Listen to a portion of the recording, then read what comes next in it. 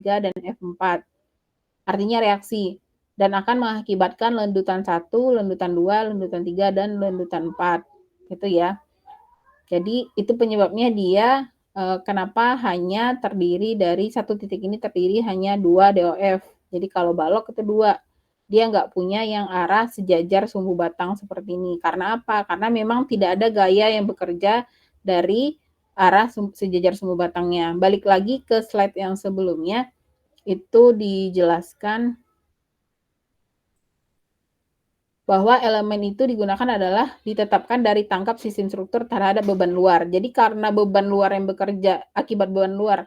Jadi karena beban luar yang bekerjanya itu adalah tegak lurus terhadap penampang, ya kan? Kan kalau jembatan itu kan beban yang mereka pikul itu kan di atasnya kan, buat orang berjalan, terus buat itu mobil, kendaraan dan lain sebagainya. Tidak ada tuh bebannya dari arah samping seperti ini. Ya, di luar gempa ya, ini kita berbicara di luar gempa dan angin. Itu bebannya semuanya diaplikasikannya di atas seperti ini. Sehingga bentuk tanggap struktur terhadap gaya luarnya itu adalah hanya menghasilkan gaya dalam momen dan geser. Jadi satu titik ini dia hanya akan mengakibatkan dua gaya, yaitu gaya momen dan gaya geser aja. Nah, kalau misalnya tidak ada gaya dari sebelah sini, dari arah sejajar sumbu batang, makanya jumlah DOF-nya 4. Nah, lain lagi dengan sistem struktur berikut ini. Kalian lihat nanti bisa ditarik kesimpulan setelah ambil contoh satu lagi. Nah, rangka bidang. Rangka bidang ini contohnya adalah struktur tower. Ya, entah itu tower 2 dimensi, entah itu tower 3 dimensi. Nah, kalau 3 dimensi kan kayak tower-tower telekomunikasi itu ya. Nah, kalau yang 2 dimensi ini mungkin apa ya contoh strukturnya ya? Baliho bisa ya, baliho itu bisa yang 2 dimensi, jadi nggak ada 3 dimensinya itu bisa. Nah, ternyata kalau rangka bidang baik rangka ruang, itu elemen penyusunnya adalah elemen batang asial. Kenapa batang asial? Karena gaya yang bekerjanya itu cuman sejajar sumbu batang. Jadi kebalikan dari si balok tadi. Jadi kalau balok itu gaya yang bekerjanya itu adalah sejajar sumbu batang seperti ini. Tegak lurus. Ini kan? Nah, sehingga si elemen ini memberikan aksi berupa momen sama geser. Kalau karena dia memang gaya yang bekerjanya itu seperti ini. Nah, lain halnya dengan tower baik tower 2 dimensi atau 3 dimensi gitu ya. Gaya yang bekerja itu adalah sejajar sumbu batang. Sehingga dia derajat kebebasannya cuma satu di satu titik. Jadi sehingga totalnya jadi untuk satu elemen itu ada 2. Ya. Paham kan? Kalau nggak paham nanti kalau ada yang mau bertanya boleh tanya aja langsung ya. Ini penting banget kita tahu sistem struktur supaya nggak salah memodelkan. Kenapa? Nanti ngaruh. Kalau kita masukin ke software, software itu akan baca semua data yang kita masukkan. Kalau kita salah masukin data, dia nggak akan kasih tahu informasi, kamu salah kasih data, bukan gini, nggak bakal dikasih tahu. Dia tetap akan mengeluarkan hasil. Ya, simpelnya aja seperti ini. Kamu pengen harapannya misalkan nih ada perkalian. Saya ada sebuah perkalian dan ini. Nah, tapi saya maunya itu dia tuh ditambah dulu baru dikali. Jadi hasilnya harusnya adalah 25. Ya kan? Nah, cuman kalau misalkan saya masukin kalkulator tanpa saya kasih tanda kurung di sini, kalkulator akan bacanya adalah 3 kali 5 baru ditambah 2. Jadi dia akan keluarkan hasil 17. Benar nggak? Paham ya logikanya? Nah, dia tetap ngeluarin hasil kan kalkulator itu. Nah, tapi itu nggak sesuai sama kondisi yang saya harapkan gitu. Kondisi di lapangannya harusnya itu saya pengennya itu yang 3 kali 5 dulu baru ditambah 2 supaya hasilnya bener salah saya ya. Saya pengennya yang ini 2 tambah 5 dulu baru dikali 5. Saya pengen hasilnya 25. Tapi karena saya tidak paham konsepnya bahwa si kalkulator itu ternyata dia akan mendahulukan yang derajatnya lebih tinggi. Nah, yang derajatnya lebih tinggi itu adalah perkalian dulu baru tambah. Maka si kalkulator tetap akan ngeluarin hasil 17 kan. Dia tidak akan kasih tahu, ini error loh gitu. Karena dia nggak tahu dia nggak bisa baca pikiran saya. Dia tetap akan ngeluarin hasil. Dan kalau dan dia nggak akan menghasilkan error, kecuali kita salah ngasih simbol atau salah apa, baru dia kasih error kan. Tapi selama dia rumusnya masih bisa dia baca, dia akan ngeluarin hasil. Nah, begitu juga dengan software-software sipil. Kalau kita salah menginputkan data, salah kita memodelisasikannya gitu ya, dia tetap akan ngeluarin hasil. Tapi hasil itu belum tentu benar, karena yang tahu harusnya seperti apa itu adalah kita, ya. Maksudnya itu kalau kita salah mengaplikasikannya. Contoh nih, contohnya aja mungkin dulu waktu Anstruk pernah bikin struktur seperti ini. Waktu Anstruk 1, ada kan struktur rangka batang seperti ini ya. Nah, namanya rangka batang seperti ini, beban yang bekerja itu nggak boleh nih kayak walaupun nih, misalkan ada beban di sini atau beban yang seperti ini, beban kendaraan sepanjang ini. Nah, itu kan diaplikasikannya kan sepanjang batang. Nah, kalau kita masukin ke software, dia akan ngeluarin hasil, nggak akan error, dia tetap akan ngeluarin hasil. Maka nanti yang terjadi di sini pada titik ini akan terdapat momen, terus akan terdapat geser gitu ya. Ini akan terdapat momen, dia akan ngelendut seperti itu. Dia akan ngeluarin hasil. Tapi itu hasilnya salah. Karena apa? Karena struktur rangka ini dia harusnya dimodelkannya adalah sebagai struktur batang aksial. Jadi nggak boleh ada gaya-gaya seperti ini. Dia bisa diinputkan, tapi salah. Jadi harusnya kalau struktur yang seperti ini, nah, gayanya harus kita konversi dulu ke satu titik. Jadi satu titik seperti ini. Jadi gayanya adalah gaya pada batangnya, sejajar pada batang atau yang membentuk sudut. Jadi gayanya harus di titik. Jadi yang gaya merata ini harus kita konversi, kita ubah ke gaya satu-satuan. Begitu juga, Bu, kayak jembatan kan ada angin, ada gempa. Nah, itu semuanya dikonversi ke satu satuan. Jadi bebannya harus beban pada titik gitu. Supaya apa? Supaya nanti gaya dalamnya itu tidak ada momen. Momennya akan nol, kemudian gesernya juga akan nol. Nah, yang adanya itu normal. Kalau diingat lagi, kalau kamu belajar waktu Anstruk 1 ya, atau statika, pasti ketika menghitung struktur seperti ini, itu dia tidak ada momen, tidak ada geser, tapi normalnya ada. Berbeda dengan balok sederhana. Balok sederhana seperti ini, ada bebannya, pasti momennya ada, gesernya ada, normalnya yang nggak ada. Benar kan? Jadi, kenapa kita, balik lagi saya tegaskan, kenapa kita perlu tahu sistem strukturnya, supaya kita tidak salah memodelkannya struktur ini ke dalam sebuah software. Jadi kita tuh nggak hanya sebagai operator aja, tapi benar-benar kita paham konsepnya, kita tahu bahwa yang kita modelkan ini memang sudah mewakili kondisi yang sebenarnya. Gitu. Paham ya maksudnya ya? Mudah-mudahan walaupun Google Meet, saya harap telinganya nyimak gitu. Atau paling tidak ada beberapa yang ketangkap gitu materinya. Ya. Jadi kalau dia rangka, bebannya harus diaplikasikannya di titik supaya dia memberikan hasil gaya yang bekerjanya hanya gaya normal gitu. Nah, ternyata sistem struktur itu nggak hanya sekedar balok sederhana,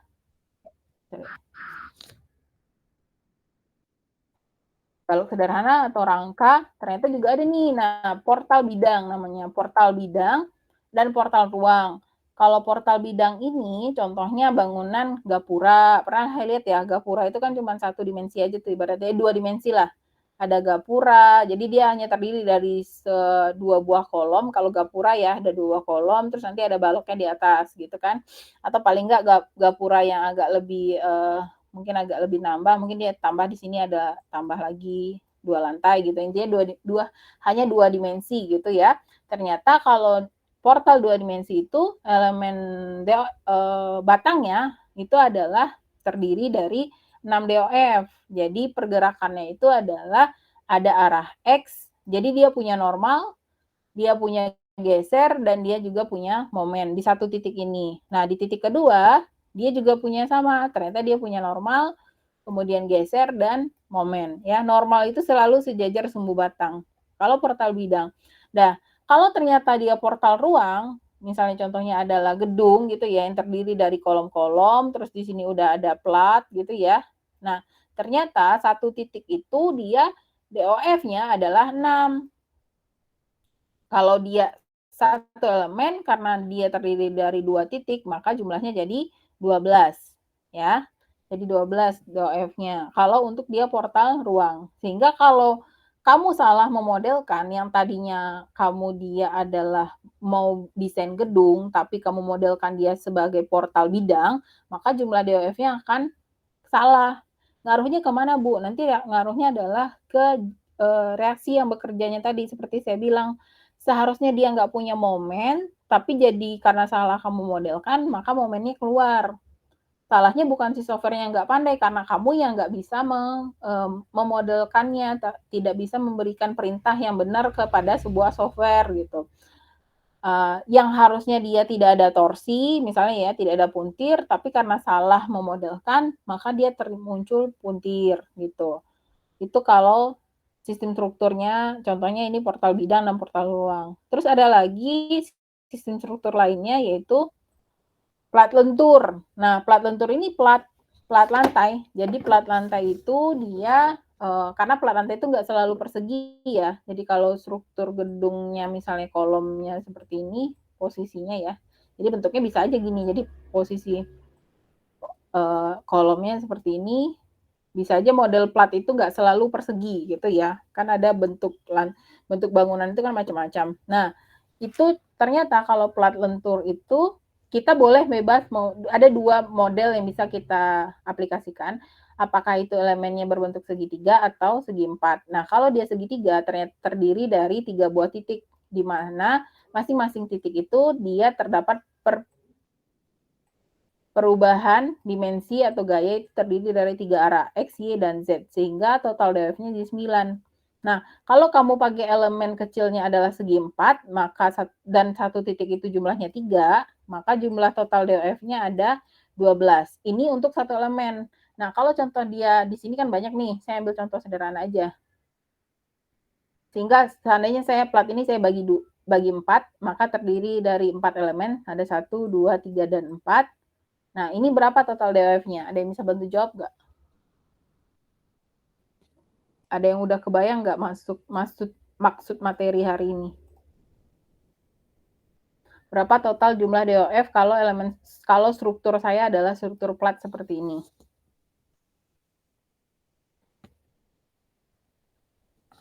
Ada yang bisa jawab? Hening aja semuanya ya. Nah, kalau 27, Bu. Kenapa 27? 27 ya? Karena satunya berapa? tiap Kamu pakai yang mana? Karena Pakai yang segitiga apa segi 4? Segi 4 kan? Iya, Bu. Segi 4, 12. Berarti kan satu elemen ini 12. 12. Ini juga 12. Ini 12. Ini 12. Berarti harusnya hasilnya 48. Nah, seandainya saya modelkan dia sebagai segitiga gitu ya.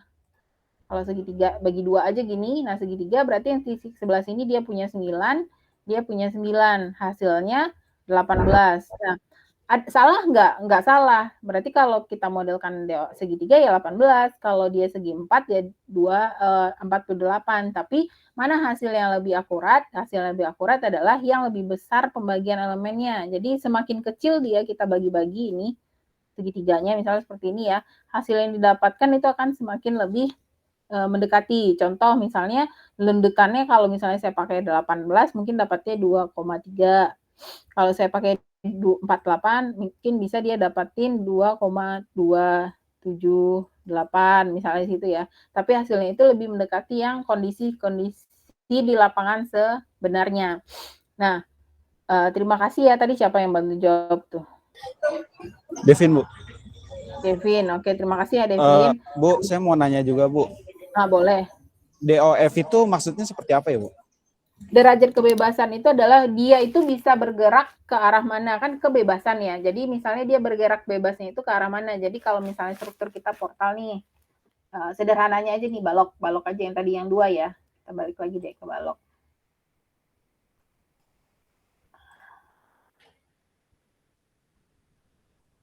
Nih, kayak balok ini derajat kebebasan dia itu dia punya ke arah sini, arah atas sama ke sini, ini untuk momen biasanya ya, terus yang ini geser. Jadi berapa sih dia bisa bebas dari dari kondisi ini? Kan elemen struktur gaya yang bekerja itu kan dari atas ini, ya. Nah,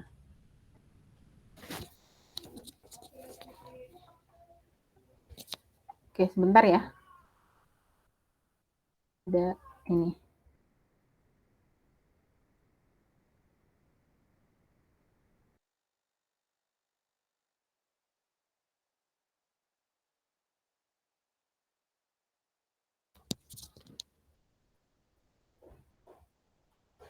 Oke, balik lagi. Maaf ya.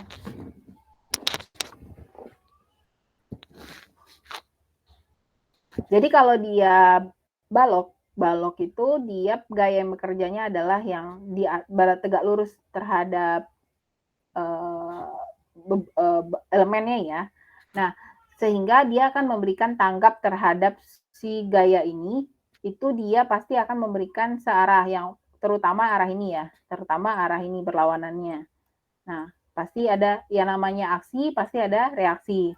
Nah, tapi kalau pada balok itu ternyata beban itu juga boleh diaplikasikannya sejajar searah sini nih, ataupun balik. Artinya kan kalau balok itu dia bisa aja kan ada beban dari sebelah sini, ada kemungkinan beban dari sebelah sini karena kalau balok itu ada kemungkinan ada balok anak, sehingga dia juga akan memberikan aksi reaksi ke arah sumbu Y-nya.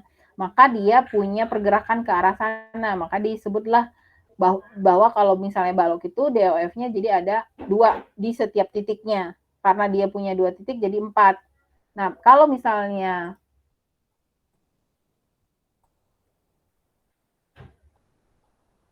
di rangka ini gaya yang bekerja itu, gaya yang tanggap terhadap gaya yang direspon oleh sebuah struktur tower itu adalah gayanya sejajar sumbu batang seperti ini ya, sejajar sumbu batang. Sehingga si struktur ini memberikan aksi itu hanya arahnya seperti ini. Arahnya berlawanan. Jadi ada aksi terus memberikan reaksi. Sehingga kalau dia sistem strukturnya pendel, satu titik ini dia cuma punya kebebasan untuk bergerak itu derajatnya adalah 1 ya. Jadi dia hanya bergeraknya searah sini. Tidak akan mungkin yang namanya si struktur ini bergerak ke arah sini atau ke atas, itu tidak akan mungkin. Jadi dia pergerakannya hanya tergantung dari reaksi beban yang bekerja gitu. Jelas nggak Devin? Masih kurang paham? Jadi sederhananya reaksi dari pembebanan ya Bu?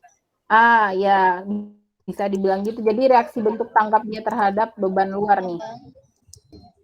Jadi tipe elemen itu digunakan dalam sesuatu itu didapatkan sebagai tanggap sistem. Jadi reaksi tanggap sistem itu artinya adalah gimana sih reaksi sebuah struktur atau elemen itu terhadap beban yang bekerja. Jadi kayak kamu lah misalnya diberikan beban dari arah depan, kamu akan mendorong balik gitu kan, atau misalnya ada beban dari atas kepala, pasti kamu akan bereaksi untuk menahan beban itu gitu. Jadi tergantung arah bebannya. Nah, jadi kondisinya emang udah seperti itu. Kalau misalnya dia balok, beban yang bekerjanya harus di sini.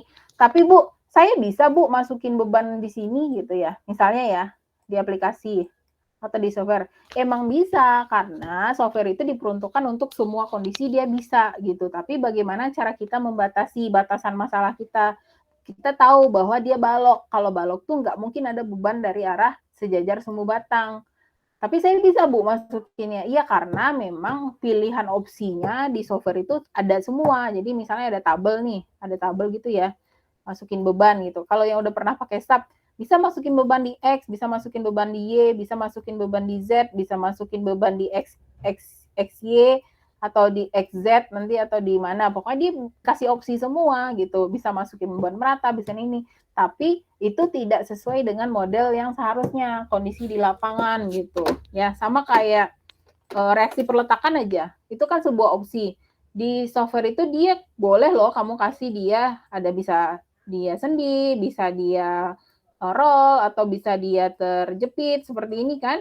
Itu bisa semua, tapi sesuai nggak sama kondisi di lapangan gitu. Nah, itu dia. ya. Jadi artinya dia semua di aplikasi itu kita bisa ngasih input apa aja, tapi belum tentu hasilnya sesuai dengan kondisi di lapangan gitu. Ya, nanti misalnya contoh kasus nih, mungkin udah pernah saya singgung di mata kuliah baja kalau yang ngambil baja sama saya ya. Ini pernah ada angkur, misalnya ada plat pipa gitu ya, entah itu JPO atau entah itu tiang-tiang apalah gitu. Ada yang satunya sistemnya diangkur, ada yang satu lagi sistemnya ditanam. Jadi si ininya ditanam terus dicor beton gitu ya. Nah, kita harus jangan sampai salah kita memodelkan di software-nya. Kalau dia seperti ini, di software-nya harusnya perletakannya apa? Kalau yang jawabnya sendi berarti betul, berarti udah paham nih materinya. Nah, jadi kalau dia diangkur, dia perletakannya sendi. Sedangkan kalau dia ditanam seperti ini, maka perletakannya adalah jepit. Ya, baru betul. Nah, kalau kamu salah, kamu malah ubah. Kalau dia di lapangan itu sendi, kamu ubah jepit, itu nggak apa-apa, masih oke. Tapi kalau di lapangan itu jepit, kamu ubah menjadi sendi, ketika memodelkan dalam sebuah software gitu ya, ini akan salah karena hasil yang didapatkannya tidak sesuai gitu ya. Kalau ini masih boleh, tapi jadinya boros ya. Kalau ini tidak sesuai, karena jatuhnya dia kurang, harusnya dia ada momen di sini, kamu bikin dia sendi, sehingga dia nggak ada momen. Kalau nggak ada momen kan kita nggak butuh tulangan momen. Nah, jadi dia kurang, kekuatannya kurang. Jadi kira-kira seperti itu maksud, jangan sampai kita salah menginterpretasikan sistem strukturnya gitu. Terus saya lanjut ya, boleh ya? Nah, itu untuk portal. Begitu juga tadi ini untuk plat lentur. Plat lentur ini plat besar gitu ya, plat besar, tapi yang arahnya tapi dia sistemnya adalah masih kayak plat plat plat lantai gitu. Nah, beda lagi dengan plat tegangan bidang. Kalau ini adalah untuk plat-plat shear wall seperti itu. Jadi dia bangunannya ke atas vertikal, dia hanya terdiri dari dua arah. Jadi arah satu titik itu cuma ada F1 sama F2. Jadi dia arah X sama arah Y. Jadi arah sananya nggak ada, arah Z ya lebih tepatnya kalau misalnya ke atas sumbu global. Nih. Jadi dia cuma punya arah ke sini sama ke atas. Nah, yang ke arah sananya nggak ada. Kenapa? Karena yang namanya shear wall itu dia kan plat tipis. Jadi dimensinya pasti kecil ke arah sananya. Ya, kalau dibikin kayak gini. Nih, ke arah sananya itu dia sangat kecil sekali, sehingga dia dianggap tidak memberikan pergerakan ke arah sana. Makanya pergerakannya untuk satu titik hanya ada dua, F1 delta 1, F2 delta 2.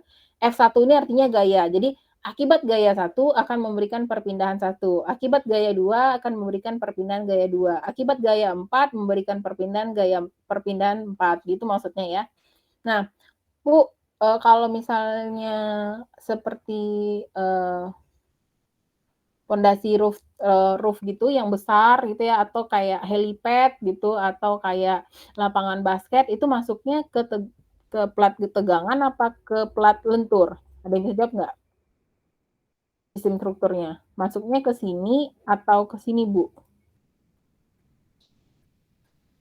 Kalau yang saya contohkan adalah lapangan terbang, ya, perkerasan kaku lah, perkerasan kaku entah itu buat pesawat, entah itu buat helipad, entah itu buat lapangan basket, atau entah pondasi gabungan gitu ya, yang terdiri dari beberapa tiang-tiang. Nah, itu masuknya adalah ke plat tegangan, bidang, atau plat lentur.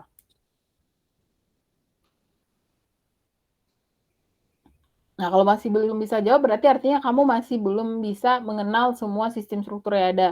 Bu, saya emang belum belajar, nggak diajarin juga. Itu ada beberapa materi yang memang harus kita diajarkan di kampus, tapi ada yang memang kita gali sendiri gitu. Jadi misalnya kamu penasaran nih struktur kalau hanggar pesawat itu gimana ya, kalau gudang itu gimana ya, kalau kamu pernah lihat kalau bendungan itu bagaimana ya gitu. Kamu yang cari tahu sendiri, kamu yang telah sendiri. Tapi bisa dengan membaca, bisa dengan bertanya karena kalau diharapkan dari kampus itu nggak pasti nggak bisa juga karena dosen juga terbatas memberikan materi sesuai dengan silabus yang sudah ditetapkan oleh kampus. Nah, misalnya kalau di sini saya ngasih contoh tadi perkerasan yang arahnya ke bawah ya, horizontal jatuhnya gitu, entah itu helipad, entah itu lapangan terbang gitu ya, perkerasan kaku itu masuknya ke tegangan. Jadi dia masuk ke plat tegangan, dia tidak termasuk kepada plat lentur ya.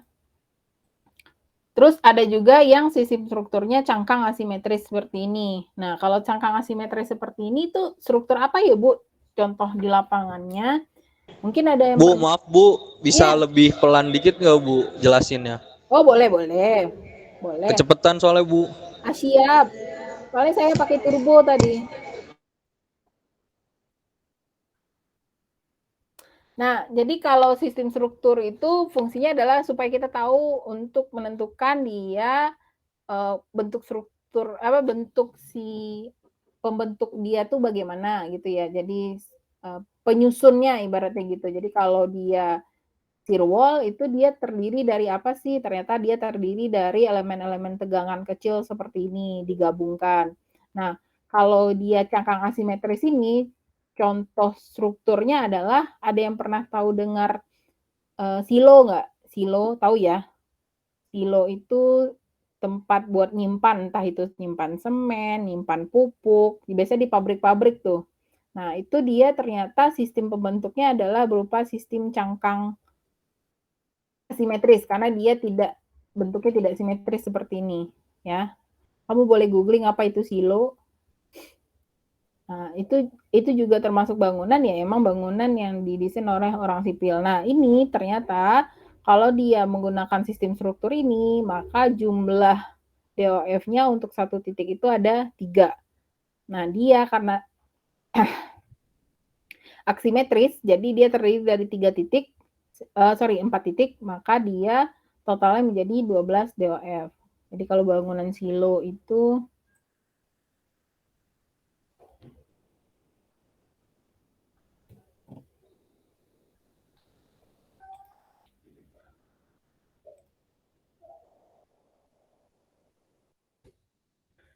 kayak gini. Pernah lihat ya? Pernah mungkin di pabrik-pabrik seperti ini. Nah, ini elemen strukturnya, pembentuknya itu ternyata adalah si struktur cangkang asimetris seperti ini. Jadi terdiri dari gabungan partikel kecil-kecilnya ini ya, karena bentuknya tidak simetris. Nah, ini semakin kecil kita bagi segmennya, nih.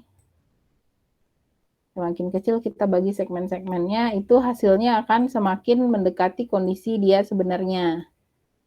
Nih. Itu ya. Dia terdiri dari bentuk sebuah cangkang tipis. Jadi dia sangat tipis sekali dimensi arah ke sininya, jadi ketebalannya. Jadi kalau bisa dilihat dari si silo tadi ya. Nih, jadi kan memang dia fungsinya buat naruh entah itu semen, entah itu pupuk. Jadi biasanya di pabrik-pabrik sih. Ada terus apa lagi ya biasanya ya? Pokoknya penyimpanan material lah biasanya gitu. Nah, terus ada lagi contohnya cangkang lengkung tipis. Nah, kalau cangkang lengkung tipis ini contoh strukturnya apa, Bu? Gitu ya.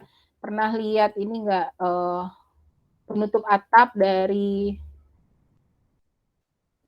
bandara di Terminal 3 atau Bandara Ngurah Rai?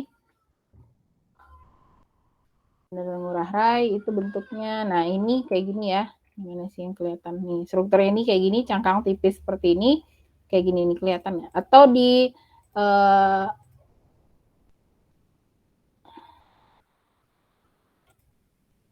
yang seperti ini ya kelihatan. Yang kayak gini atau di Terminal 3 juga ada atau di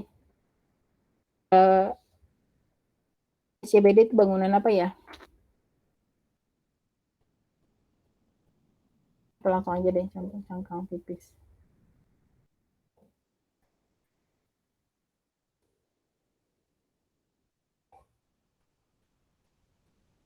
Nah, kayak gini ya. Seperti ini, atau ini di Australia ini berupa cangkang tipis seperti ini atau kubah masjid juga boleh salah satu contohnya ya, atau ini keong ini bangunan yang keong di TMI ini ya. Nah, itu dia sistem strukturnya adalah sistem cangkang tipis seperti ini, cangkang lengkung tipis. Jadi dia terdiri dari 12 DOF juga, di mana masing-masing satu titik itu ada 3 perpindahan dan 3 gaya yang bekerja. Terus ada juga sistem blok masif fondasi. Nah, blok masif fondasi ini contohnya kayak terowongan tadi. Jadi terowongan itu dia berupa blok fondasi atau misalkan ada bangunan bawah tanah gitu ya, bangunan terowongan di bawah tanah, misalnya bangunan-bangunan untuk apa itu minyak bumi seperti itu ya. Nah, itu dia ternyata sistem strukturnya adalah namanya blok masif fondasi, di mana elemen penyusunnya itu terdiri dari elemen tetrahedron dan elemen hexahedron. Bebas, kamu mau pakai yang mana? Balik lagi ke tadi ya. Jadi kalau saya ngambil sederhananya seperti ini, strukturnya misalnya ya, ini boleh kamu bagi dia menjadi sebuah persegi, artinya satunya terdiri dari 24 DOF, kalau ini ya, atau kamu mau ubah dia menjadi terdirinya dari segitiga seperti ini, gitu. Boleh, jadi dia tetap sama-sama ada 4 elemen, tapi masing-masing elemennya DOF-nya berbeda. Jadi tergantung, tapi artinya bisa menjadi opsi gitu ya. Itu. Nah, ada pertanyaan nggak mengenai sistem struktur? Masih ada yang masih belum kebayang nggak sih tujuannya apa? Terus kenapa mesti harus kita kenal dulu elemennya gitu? Atau udah ada yang bisa jelasin? Udah bisa kamu jelasin ke orang lain? Sistem struktur itu adalah ini, terus kenapa kita harus tahu elemen struktur, tujuannya apa? Ya balik lagi ke tadi, saya ulang ya. Intinya kalau kita ingin memodelkan sebuah struktur, artinya kan kita anak sipil ini kan dia adalah seorang desain untuk merancang struktur terhadap sebuah bangunan, entah itu bangunan gedung, ataupun jembatan, ataupun terowongan, ataupun bendungan, artinya kita yang ngitung strukturnya, ya kan? Nah, kalau ngitung strukturnya, modelnya kita tidak bisa bentuk dalam model yang 1:1, artinya plek ketiplek. Beda sama anak mesin, dia punya produknya mobil gitu kan. Artinya dia bisa bikin model mobil itu dia bikin benar-benar memang bikin model mobil, kemudian dia tes ini terhadap dikasih beban impact bagaimana, dikasih beban ini bagaimana gitu kan. Modelnya langsung 1:1. Kalau masa kita mau bangun gedung, kita bikin dulu contoh gedungnya, terus nanti kita uji gitu kan, nggak mungkin kan. Pasti kita dalam bentuknya adalah simulasi dalam sebuah dibantulah sama software gitu. Nah, software ini kita modelkan, kemudian kita berikan dia beban gitu ya. Kita kondisikan nih, aku mau pengen bikin gedung rumah sakit nih gitu ya. Nah, kita modelkan bentuk strukturnya, ada kolom, ada balok, ada plat gitu kan.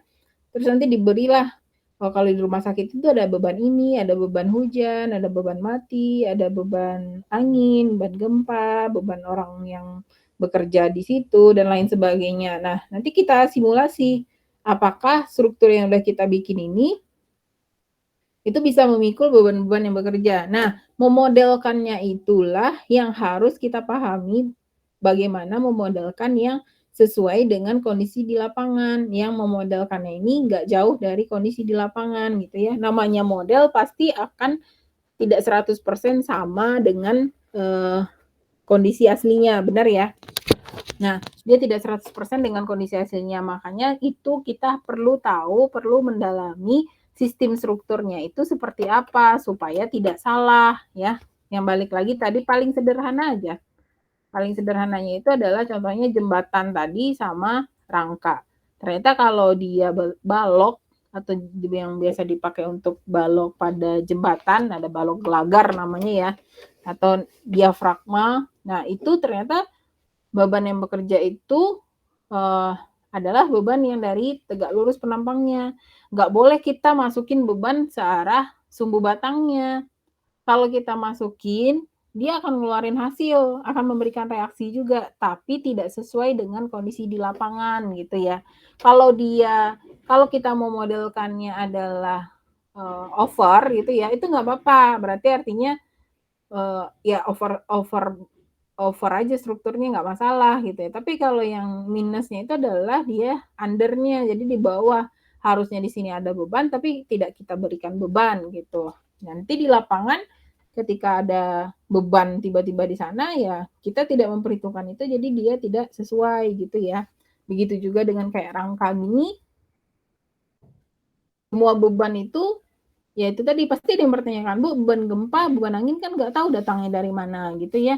Tapi kalau kita mau modelkan, kita harus konversi. Jadi beban gempa yang tadinya bergetar di segala arah atau beban angin itu yang datangnya dari segala arah, itu kita konversi menjadi beban titik di satu titik. Bagaimana caranya, Bu? Itu ada peraturannya di SNI. Misalkan kalau bebannya segini, dikonversi, terus adalah caranya gitu. Artinya, intinya orang udah bikin apa ya aturannya gitu. Kita tinggal jalanin tapi kita harus tahu aja konsepnya bahwa oh kalau misalnya dia tower maka saya harus modelkan dia sebagai sebuah rangka. Jangan sampai saya modelkan dia sebagai portal gitu. Nanti over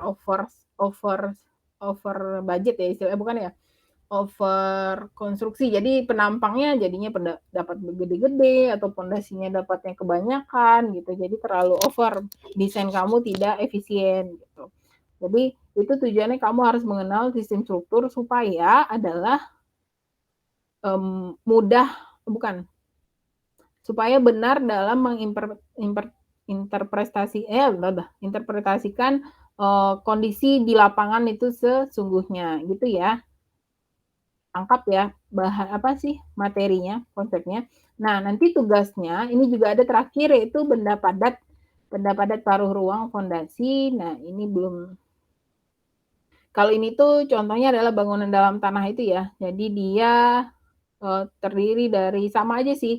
Jadi sebenarnya kalau untuk struktur mulai dari sini cangkang lengkung, blok masif, benda padat itu jumlah F-nya semua ada satu titik itu ada 3. Jadi ada arah X, ada Y, ada arah Z gitu ya. Jadi kalau dia udah 3 dimensi sebenarnya termasuk juga ini udah 3 dimensi itu jumlahnya adalah 12 DOF. Jadi paling maksimal itu satu elemen itu adalah 12 DOF, tapi tergantung ini juga ada 24. Tapi tergantung dari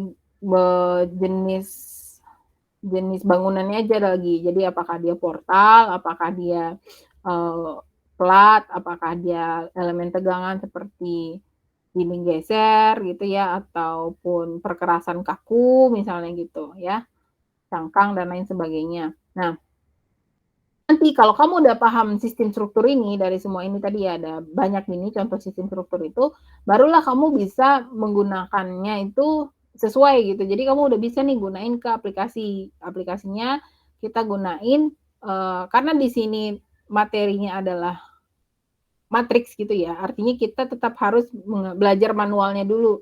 Belajar manual menggunakan matriks itu bagaimana. Nah, matriksnya itu ternyata adalah kunci atau bukan kunci sih, shortcut namanya ya. Kan kalau misalnya pernah tahu MATLAB atau inilah yang paling pasti tahu nih Fortran, ada mata kuliahnya kan? Semester lalu ya? Nah, kan kamu bikin program pakai Fortran atau ada yang pakai MATLAB, ada yang pakai Maple atau program bikin web deh, ada yang pakai C++.